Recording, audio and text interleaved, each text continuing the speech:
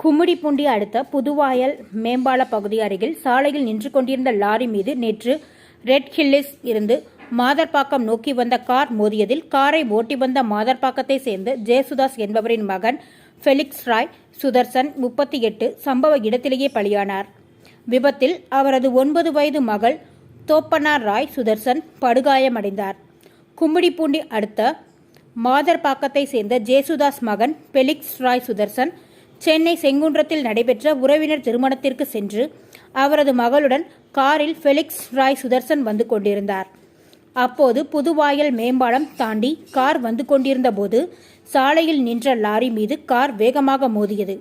விபத்தில் ஃபெலிக்ஸ் சம்பவ இடத்திலேயே பரிதாபமாக உயிரிழந்த நிலையில் அவரது மகள் படுகாயங்களுடன் சென்னை ஸ்டான்லி மருத்துவமனையில் சிகிச்சைக்காக அனுமதிக்கப்பட்டார். இதுகுறித்து கவரப்பேட்டை போலீசார் வழக்கு பதிவு செய்து விசாரணை நடத்தி வருகின்றனர்.